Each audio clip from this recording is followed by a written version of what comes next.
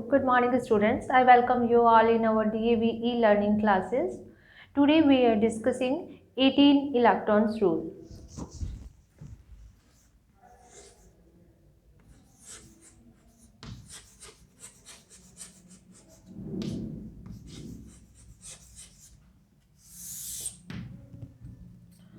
This rule was firstly proposed by the Sidgwick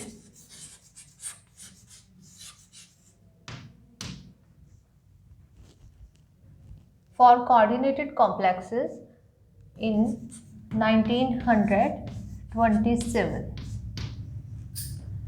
So this rule is also known as Sidgwick rule.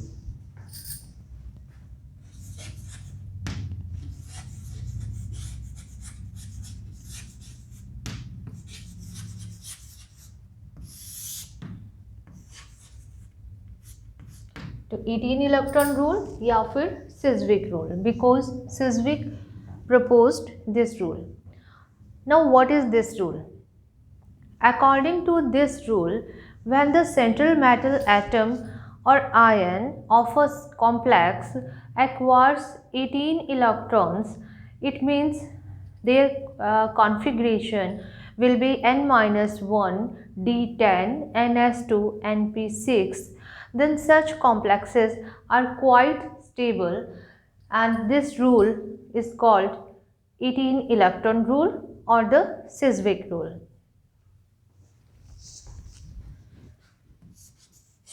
So what is this rule? According to this rule, when central metal atom or ion of a complex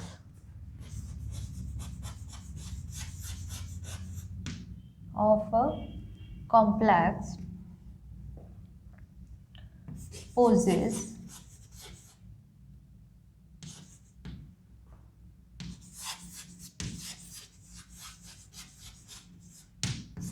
electronic configuration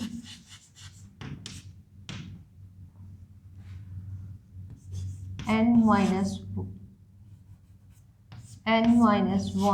d10 ns2 np6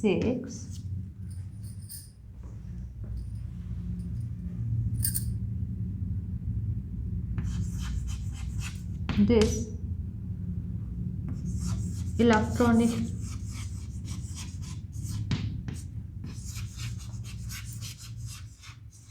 configuration is closed and stable, so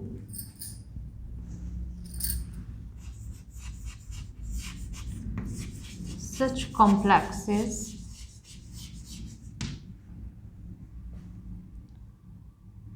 are quite stable and this rule is known as 18 electron rule or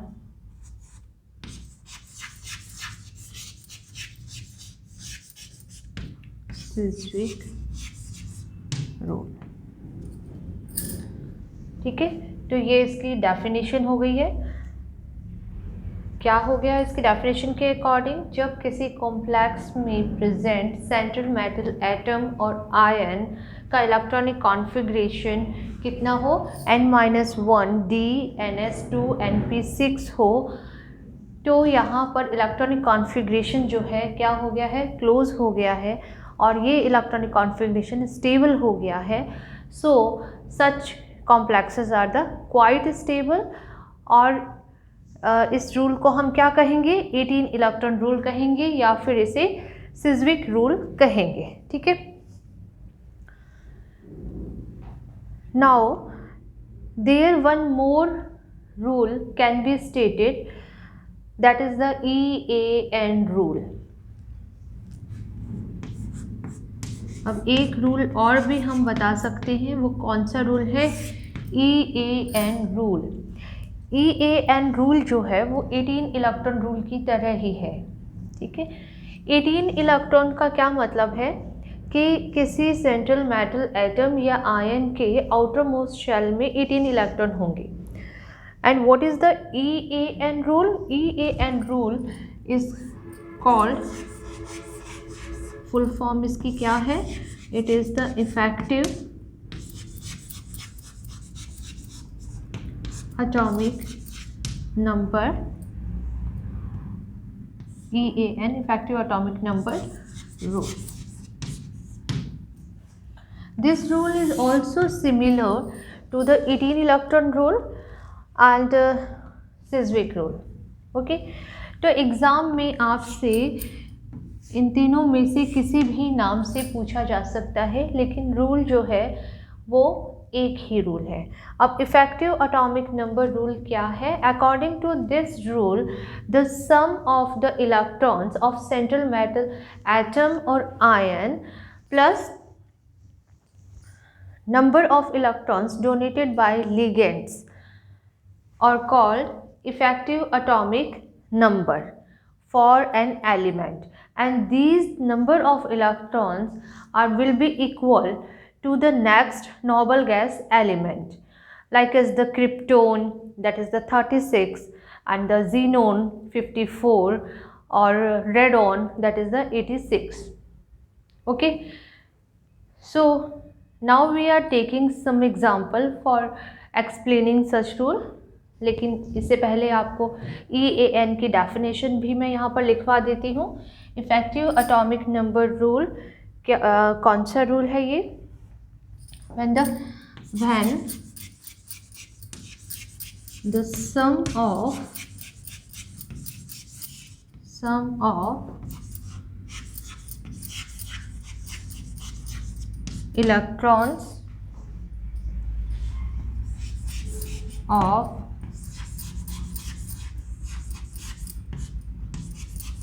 central metal atom or ion and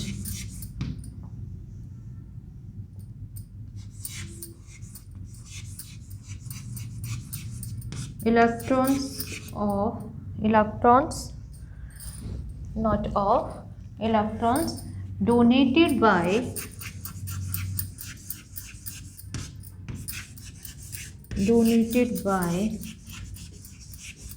ligands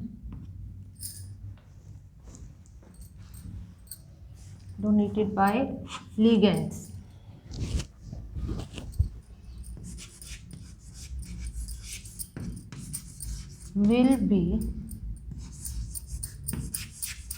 equal to coming next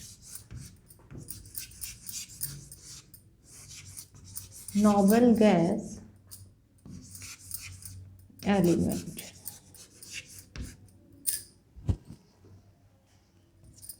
Then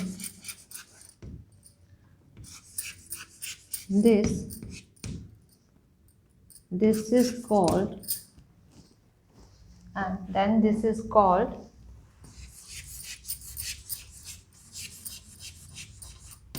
effective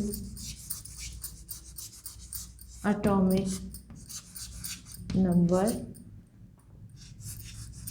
for that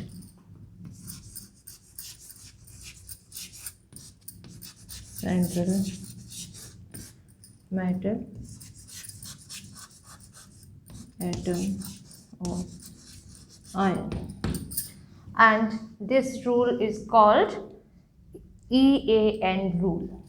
Okay, then please note down this definition.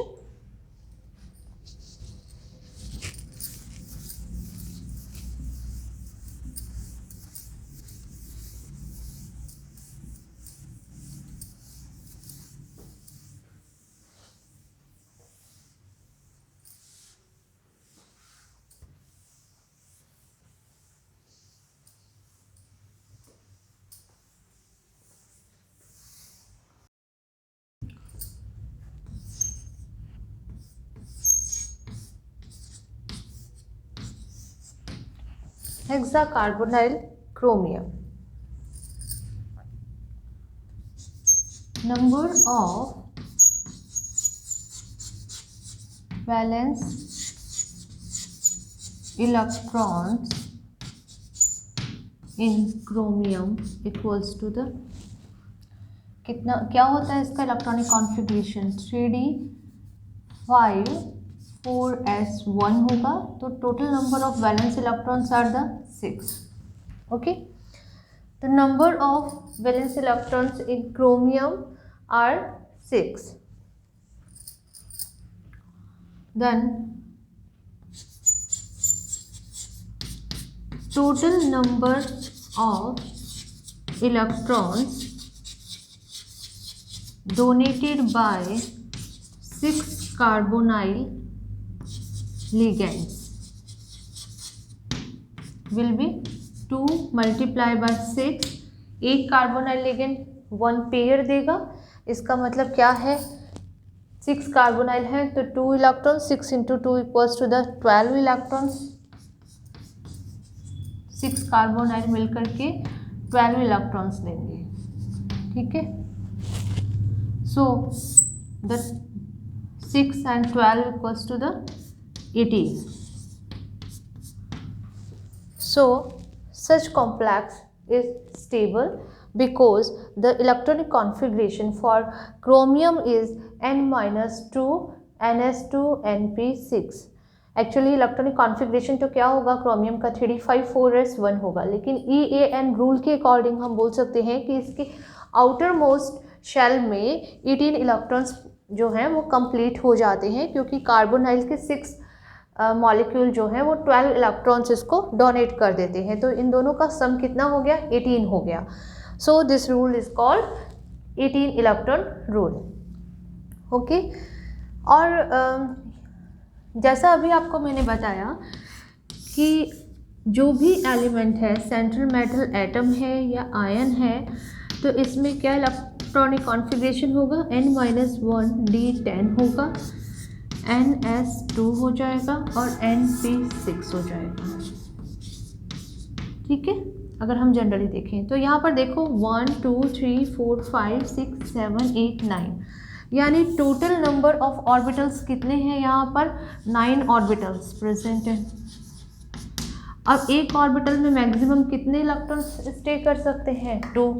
तो यानी 9 orbitals में कितने electrons stay करेंगे, 18 electrons. तो यानी ये orbitals जब completely filled हो जाते हैं तो जो सेंट्रल मेटल एटम या आयन जो है वो क्या हो जाता है, स्टेबल हो जाता है, क्योंकि ये इसका इलेक्ट्रॉनिक कॉन्फ़िगरेशन जो है वो नेक्स्ट आने वाले जो भी नोबल गैस एलिमेंट होगा उसके इक्वल हो जाएगा. तो उसको हम क्या बोलते हैं, इफेक्टिव एटॉमिक नंबर बोलते हैं. तो एग्ज़ाम में आपसे 18 इलेक्ट्रॉन रूल्स भी पूछा जा सकता है या फिर आपसे इफेक्टिव एटॉमिक नंबर रूल भी पूछा जा सकता है. तो अगर 18 इलेक्ट्रॉन रूल पूछेगा तब आप इसकी कैलकुलेशन कैसे करेंगे, नंबर ऑफ वैलेंस इलेक्ट्रॉन्स को लेकर के करेंगे. डेफिनेशन में भी जहाँ पर मैंने लिखा है इलेक्ट्रॉनिक कॉन्फ़िगरेशन, तो उसके आगे आप एक वर्ड और ऐड कर लीजिए, दैट इज़ द वैलेंस या फिर आउटर मोस्ट इलेक्ट्रॉनिक कॉन्फ़िगरेशन. वो वहाँ पर हमारा वर्ड रह गया है. हम कौन से इलेक्ट्रॉनिक कॉन्फ़िगरेशन की बात कर रहे हैं, हम बात कर रहे हैं वैलेंस इलेक्ट्रॉनिक कॉन्फ़िगरेशन की या आउटर मोस्ट इलेक्ट्रॉनिक कॉन्फ़िगरेशन की.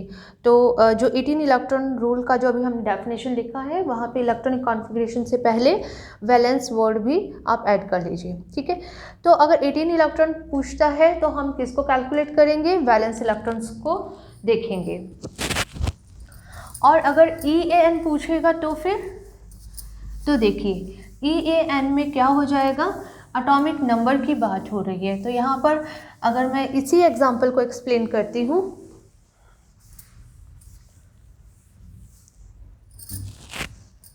इस एग्जाम्पल में एटॉमिक नंबर क्या है क्रोमियम का, एटॉमिक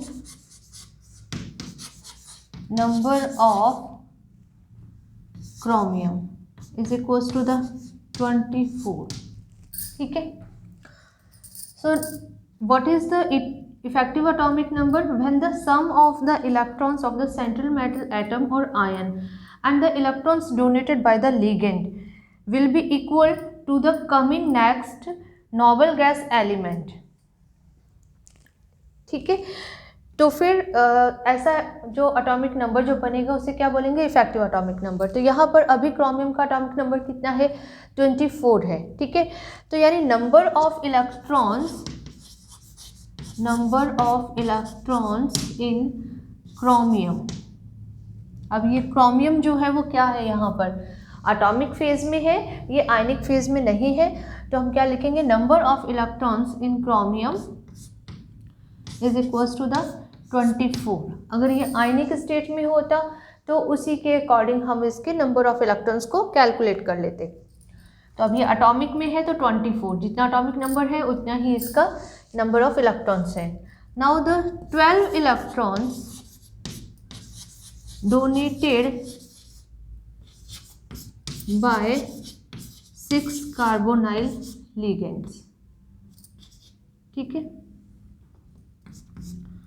कितने इलेक्ट्रॉन्स दे दिए, 12। Now the sum of the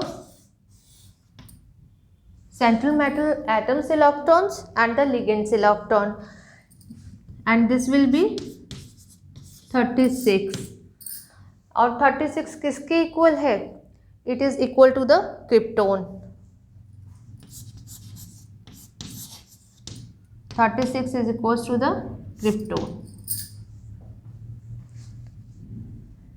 तो हेक्सा कार्बोनाइल क्रोमियम क्या हो जाएगा, स्टेबल हो जाएगा। ठीक है,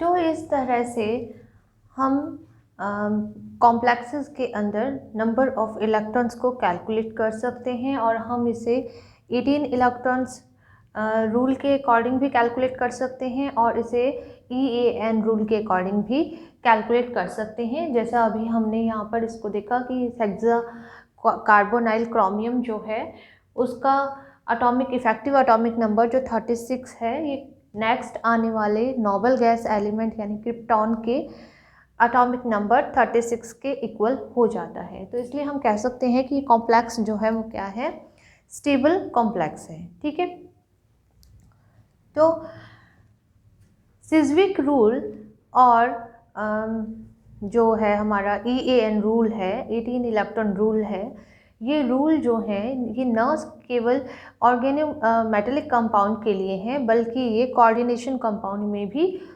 एज इट इज़ अप्लाई किए जा सकते हैं। तो अभी तो हमने देखा कोऑर्डिनेशन कंपाउंड्स के लिए, और अगर हम बात करते हैं ऑर्गेनोमेटेलिक कंपाउंड्स में, तो ऑर्गेनोमेटेलिक कंपाउंड्स में भी हम सेंट्रल मेटल एटम या आयन के लिए 18 इलेक्ट्रॉन रूल को अप्लाई कर सकते हैं। और इसको अप्लाई करने के लिए हमारे क्या स्टेप होंगे, सबसे पहले हमें क्या करना होता है, first of all we calculate the total number of electrons, valence electrons in the central metal atom और द आयन। ठीक है, जो सेंट्रल मेटल एटम या आयन जो है उसके सबसे पहले हम वैलेंस इलेक्ट्रॉन्स को कैलकुलेट कर लेंगे। उसके बाद में सेकेंड स्टेप हम करेंगे, we observe the number of electrons given by the organic ligand or the traditional ligand। ठीक है, यानी इनऑर्गेनिक लिगेंड्स आ जाएंगे इसमें।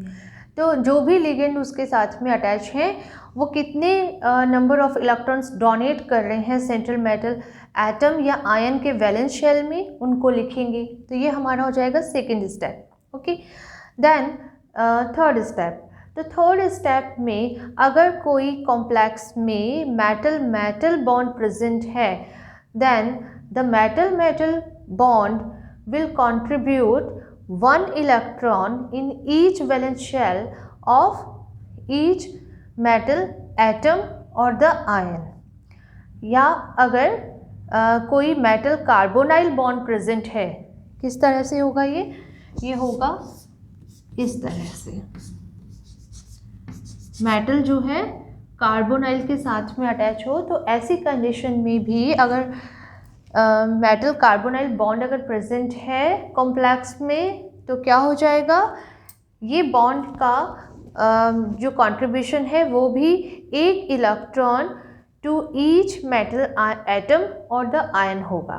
ठीक है, यानी इनके लिए एक एक इलेक्ट्रॉन जो है वो हम कैलकुलेट करेंगे, क्योंकि ये इलेक्ट्रॉन्स जो हैं क्या हैं, ये शेयरिंग के अंदर हैं।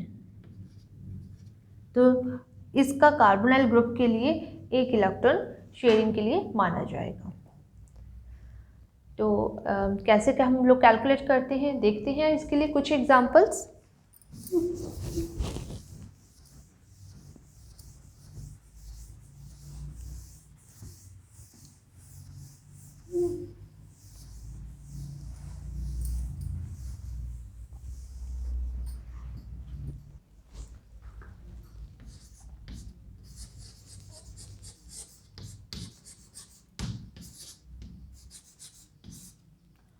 Electron count in OMC. First example is this is pentacarbonyl hydromanganese.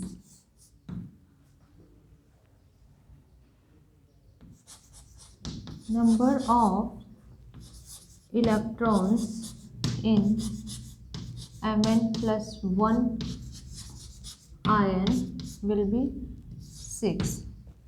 Number of electrons in valence shell of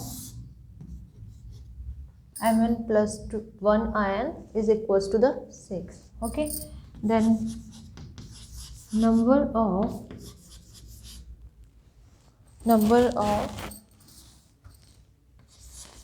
electrons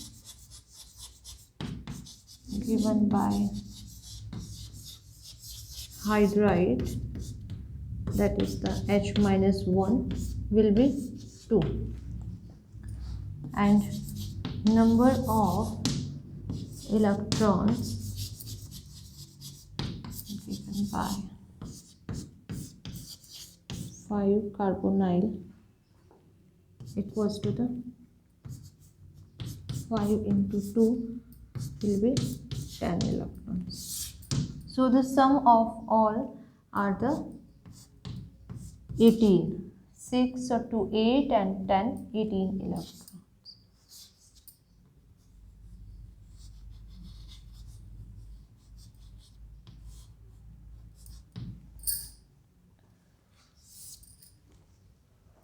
Similarly, you can take next example,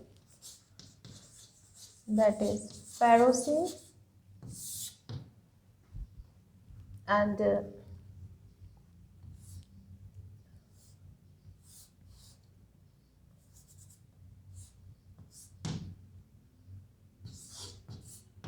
you know, in the ferrocene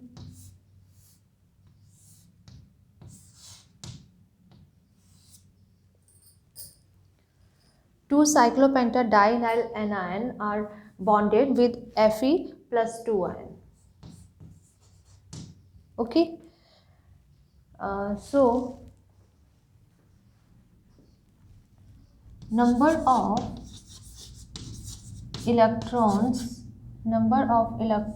in valence shell of Fe plus 2 ion is equals to the 3d6 4s2, and so the total number of electrons in the valence shell are the 6. The 6 electrons.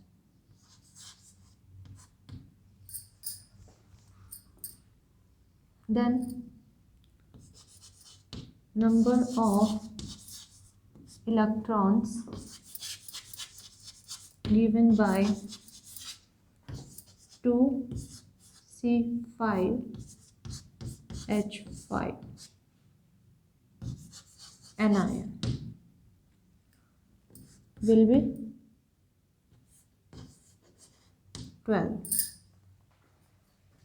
12 कैसे हो जाएंगे देखो,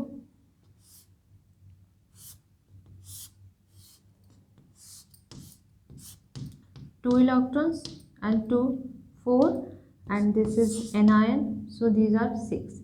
तो एक cyclopenta डाइइनाइल C5H5 minus anion जो है वो कितने इलेक्ट्रॉन्स डोनेट कर सकता है, वो 6 इलेक्ट्रॉन्स के साथ में एक रिंग बनाता है और ये पाई रिंग जो है ये Fe+2 आयन के साथ में लिंक्ड होती है। तो इसलिए हम बोलते हैं कि एक जो ऑर्गेनिक लिगेंड जो है that is a cyclopentadienyl anion, वो 6 इलेक्ट्रॉन्स के साथ में Fe+2 आयन के साथ में बॉन्डिंग में होता है। और अगर दो C5H5 माइनस आयन जो हैं वो अटैच हो जाएंगे तो Fe+2 को 12 इलेक्ट्रॉन्स का गेन हो जाएगा। So we can say here total electrons are the 18 electrons. 6 plus 12 equals to the 18 electrons. So ferrocene also follow the which rule? 18 electron rule. Okay. तो ये हमने इन दोनों के अंदर इलेक्ट्रॉन्स को कैलकुलेट किया इसके आयनिक मॉडल में। यहाँ पर मैग्नीज जो है वो आयनिक फॉर्म में था, उसी तरह से फेरोसिन में आयरन जो है वो भी आयनिक फॉर्म में प्रेजेंट था।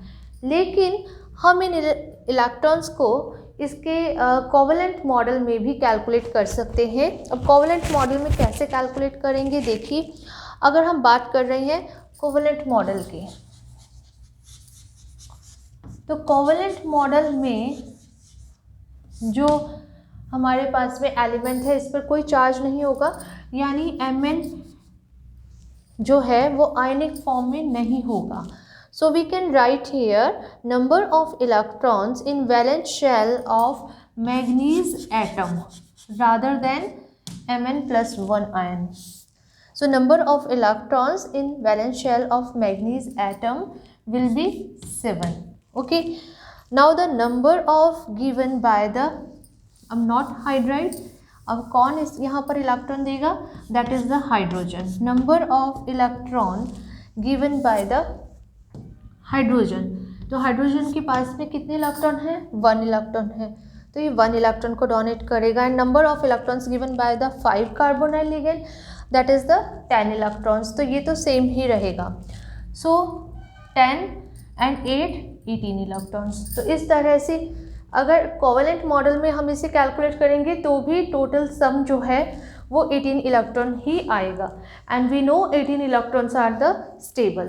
क्यों स्टेबल है, क्योंकि वैलेंस शेल में 9 ऑर्बिटल्स प्रेजेंट हैं। 9 ऑर्बिटल्स में अगर 18 इलेक्ट्रॉन्स हो जाएंगे तो जो भी सेंट्रल मेटल एटम या आयन जो है वो क्या हो जाएगा, स्टेबल हो जाएगा। और ये स्टेबिलिटी जो है वो किस वजह से होती है, it is due to the kinetic stability.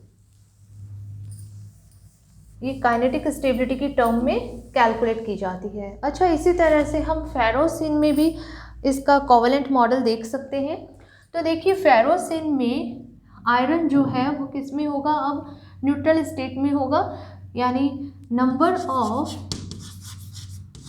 Electrons in Fe, number of electrons in valence shell of Fe, मैं यहाँ पर शॉर्ट में लिख रही हूँ डायरेक्ट ही इसको।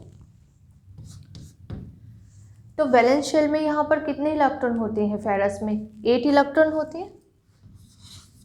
ठीक है, क्यों, क्योंकि इसका इलेक्ट्रॉनिक कॉन्फ़िगरेशन क्या होता है, इसका आउटर मोस्ट शेल के लिए होगा 3d6 4s2, तो 6 + 2 = 8 इलेक्ट्रॉन्स। ठीक है, अब C5H5 जो है रेडिकल की फॉर्म में प्रेजेंट होगा। C5H5 किस फॉर्म में प्रेजेंट होगा, रेडिकल की फॉर्म में प्रेजेंट होगा। So number of electrons given by 2 C5H5 radical, तो एक रेडिकल C5 साइक्लोपेंटा डाइइनाइल रेडिकल जो है, it is not now ion, ये क्या है, ये रेडिकल है। तो ये रेडिकल जो है वो कितने इलेक्ट्रॉन देगा, एक जो है 5 इलेक्ट्रॉन देगा। तो अगर दो रेडिकल जुड़े हुए हैं तो कितने इलेक्ट्रॉन्स देंगे, यहाँ पर 10 इलेक्ट्रॉन्स देंगे। Now the total number of electrons कितना हो जाएगा, total number of electrons 18 electron. तो इस तरह से जो कोवेलेंट मॉडल जो है उसमें भी आप इलेक्ट्रॉन को कैलकुलेट कर सकते हैं, जैसा कि आपने आयनिक मॉडल में किया था। ठीक है, now we are taking next example.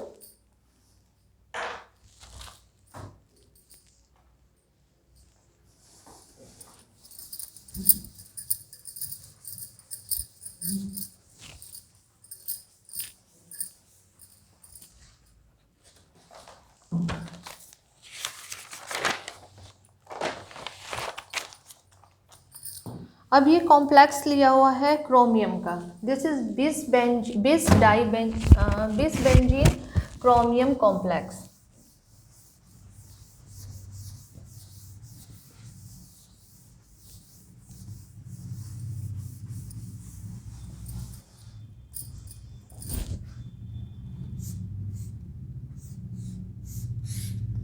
ये एक बेंजीन रिंग हो गई, ये क्रोमियम हो गया, और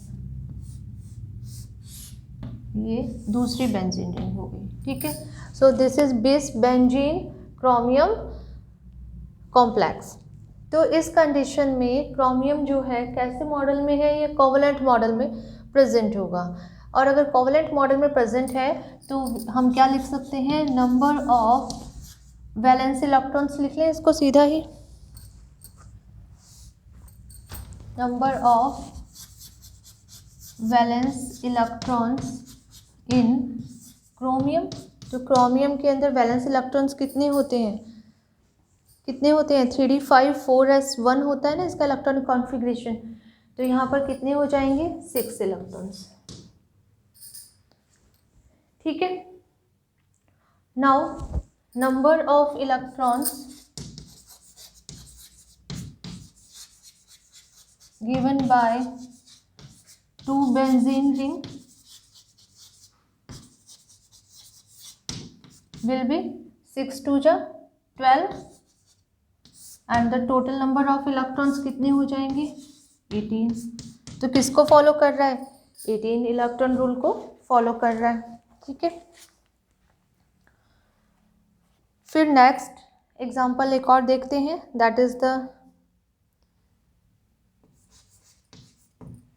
पाई एलाइल कॉम्प्लेक्स के साथ में निकल की बॉन्डिंग है इस तरह से।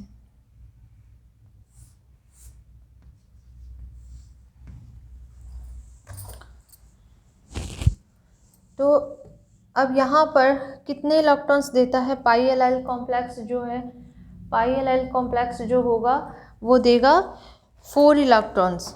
तो इसको भी हम दो तरह से इसको कैलकुलेट कर सकते हैं, रेडिकल की फॉर्म में भी कर सकते हैं और इसको आयनिक फॉर्म में भी कैलकुलेट कर सकते हैं। अगर आयनिक फॉर्म में कैलकुलेट करेंगे तो निकल पर चार्ज जो है वो कितना है, +2 दिया हुआ है। ठीक है, निकल पर चार्ज क्या है, +2 है। तो हम इसको दोनों वे के अंदर कैलकुलेट कर सकते हैं। तो पहले कर रहे हैं आयनिक फॉर्म में या आयनिक मॉडल की फॉर्म में,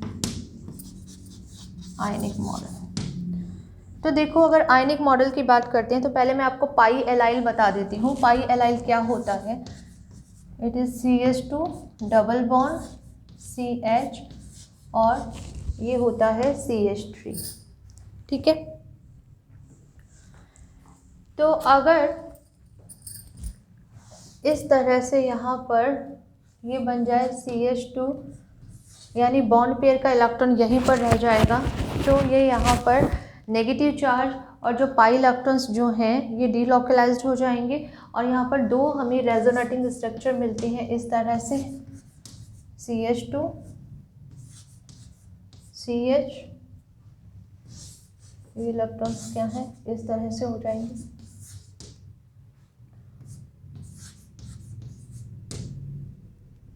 ठीक है। तो इन दोनों का हाइब्रिड जो है हम कैसे शो कर सकते हैं, हम इसको इस तरह से शो कर देते हैं।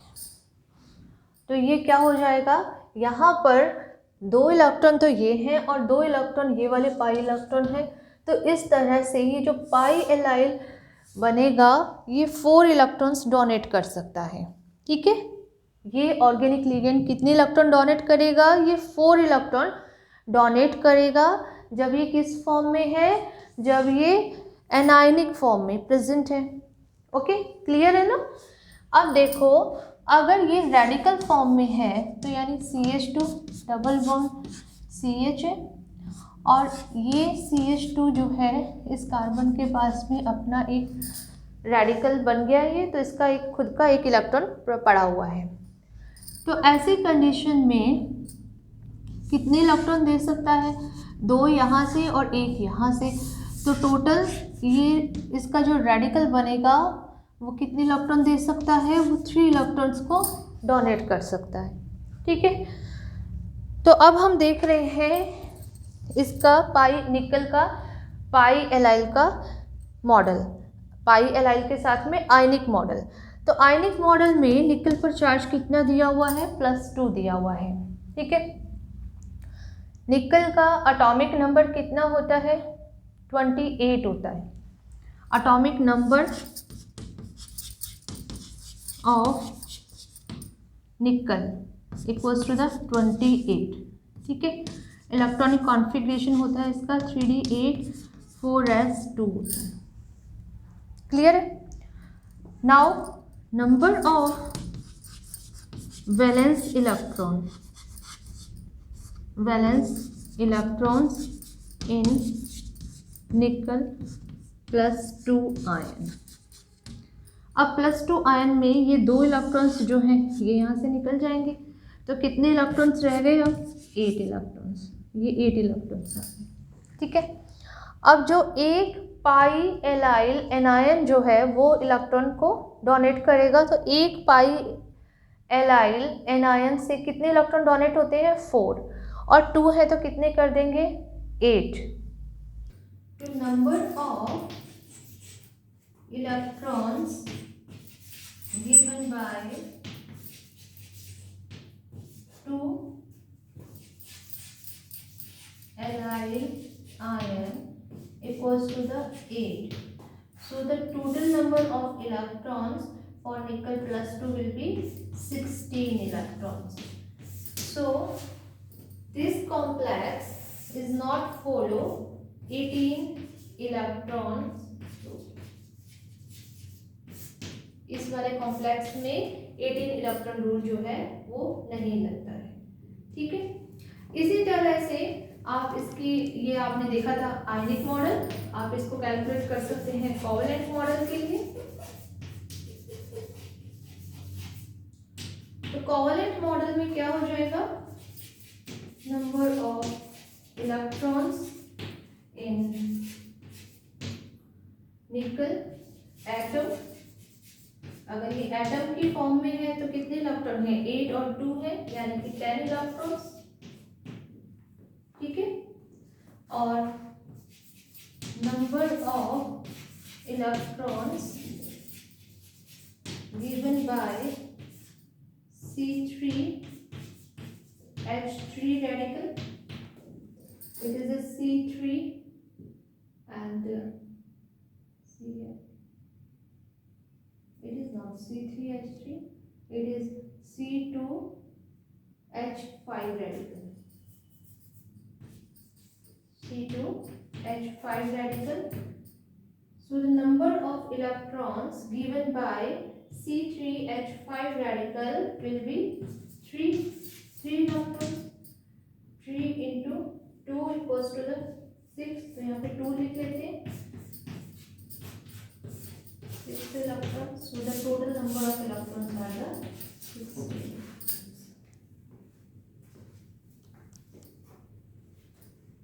तो आप इसको इस तरह से कैलकुलेट कर सकते हैं।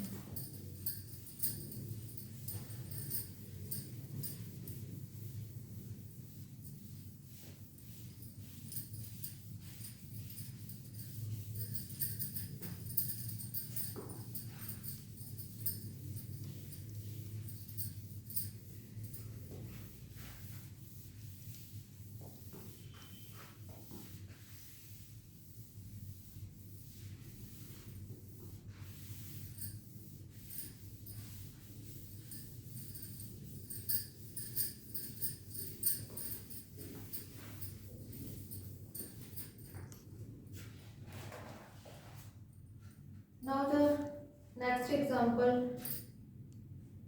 ये इम्पॉर्टेंट एग्जांपल है, ये मेटल मेटल बॉन्ड प्रेजेंट है इस एग्जांपल में, metal metal bond present in OMC, electron count for such complexes जिनमें मेटल मेटल बॉन्ड प्रेजेंट है। तो एग्जांपल ले रहे हैं हम यहाँ पर मैग्नीज का, दैट इज द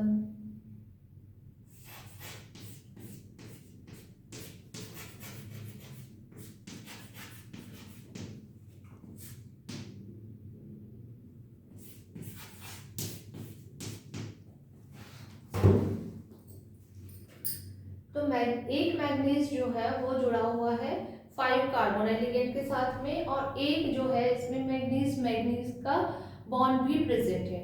तो ये अभी मैंने जब आपको इसको काउंट करने का वे बताया था तो आपको क्या बताया था कि जब कभी भी मेटल मेटल बॉन्ड अगर प्रेजेंट हो तो मेटल मेटल बॉन्ड का एक इलेक्ट्रॉन जो है वो काउंट होता है हर एक मेटल के वैलेंस इलेक्ट्रॉन के लिए, ठीक है। तो यहाँ पर हम सबसे पहले एक मैग्नीज की बात ही कर रहे हैं, जैसा एक है वैसा ही दूसरे वाला मैग्नीज है यहाँ पर। So I am writing here number of valence electrons, number of valence electrons in manganese कितने होते हैं 7, क्योंकि इलेक्ट्रॉनिक कॉन्फ़िगरेशन क्या है 3 5 4s2, तो टोटल नंबर ऑफ इलेक्ट्रॉन्स कितने हैं यहाँ पर 7, ठीक है। अब कार्बोनाइल जो है तो ये कभी भी आयनिक फॉर्म में तो होगा ही नहीं, कैसी फॉर्म में होगा, हमेशा ये न्यूट्रल फॉर्म में ही होगा, यानी ऑक्सीडेशन नंबर जो है इसका 0 ही रहेगा, तो Mn जो है वैलेंस इलेक्ट्रॉन कितने रहेंगे, हमेशा 7 रहेंगे। Now electron from 1 Mn bond, अब इस कॉम्प्लेक्स में सिर्फ एक ही बॉन्ड है तो कितने नंबर यहाँ पर कैलकुलेट किए जाएंगे 1। अगर 2 बॉन्ड अगर प्रेजेंट होंगे तो 2 इलेक्ट्रॉन कंट्रीब्यूट करेंगे, तो यहाँ पर अभी एक बॉन्ड है तो इसलिए एक इलेक्ट्रॉन है, ठीक है। नाउ नंबर ऑफ इलेक्ट्रॉन्स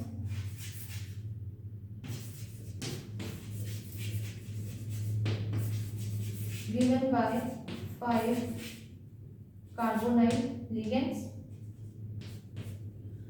तो कितने दे रहा है, एक कार्बोनाइल जो है 2 इलेक्ट्रॉन देता है, 5 है तो कितने दे देंगे 10 दे देंगे।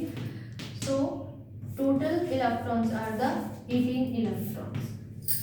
तो जो ये कॉम्प्लेक्स जो है ये 18 इलेक्ट्रॉन रूल को फॉलो करेगा, ठीक है। इसी तरह से अब मैं आपको कुछ एग्जांपल लिख करके दे रही हूँ और आपने इनको कैलकुलेट करना है और बताना है।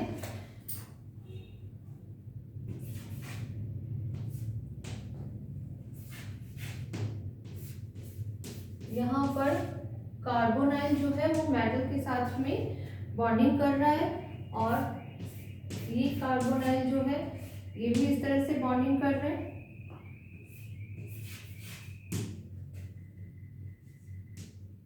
ये कौन सा ग्रुप है, कार्बोनाइल ग्रुप, और ये है CU5, OL5 नहीं है, ये है OL3, और ये भी क्या है CU3, ठीक है। तो ये है एक एग्जांपल। दूसरा एग्जांपल लिखिए,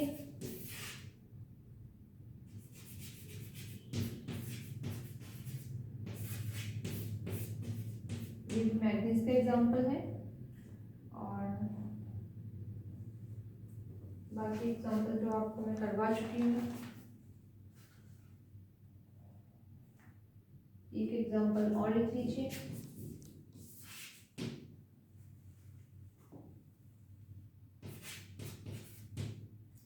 अच्छा एग्जांपल है ये, यहाँ पर आयरन और आयरन के बीच में बॉन्ड है,